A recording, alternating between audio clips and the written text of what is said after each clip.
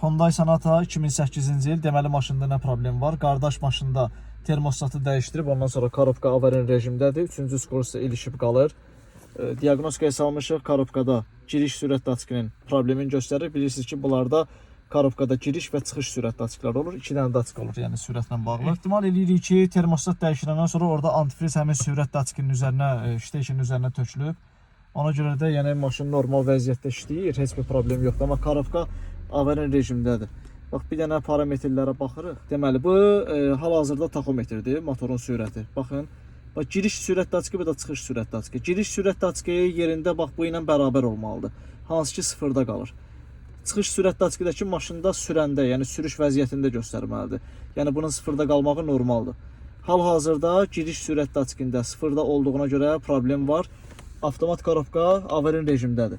İndi biz bu problemlə bağlı işləyib, problemi çalışacağıq, aradan qaldıraq.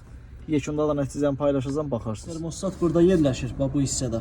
Termostatı dəyişəndə antifriz buralara axmağı normaldır. Amma biraz ehtiyatlı olmaq lazımdır. Buralara bir əski qoymaq lazımdır ki, bu daçklərə problem yaratmasın. Bax, sürət daçkı budur. Həmin xəta göstərilən giriş sürət daçkı budur. Çıxardırıq ştekeri, içərisinə bax bir dənə. Görürsən, akisi ilə gedib. Hətta deyəsən dişinin bir dənəsi də qırılıb qalıb içində. Hə, içindədir bax. Çürüyüb qalıb içində. Bu daçk dəyişilməlidir. Çünki iynəsinin biri yoxdur.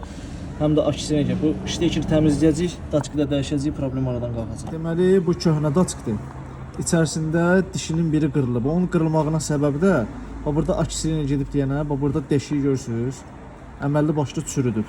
2 dənə teli var, biri yoxdur. Bu da orijinaldır. Bu orijinal məhsulunu əvəz eləmişik. Bu bir dənə bu hissədə görürsünüz, burada 3 dənə tel var. O fərqə baxın bir dənə. İndi bağlayacağıq üstünə, inşallah problem aradan qalxacaq. İşimizi yekunlaşdırdıq. Diaqnostikaya salmışıq. Gördüyünüz kimi heç bir xəta yoxdur. Bir yerdə parametrlərə baxaq. Deməli, motorun sürəti, giriş və çıxış daçkilər. Görürsünüz, bax. Giriş sürət daçkı normal vəziyyətdə sayır. Bu motorun sürətidir. Aşağıda olandakı çıxışdakı sürət daçkıdır. Maşın hal-hazırda yerində işlədiyinə görə sıfırdadır. Sürməyə başlayan vaxtı başlayacaq o da saymağa.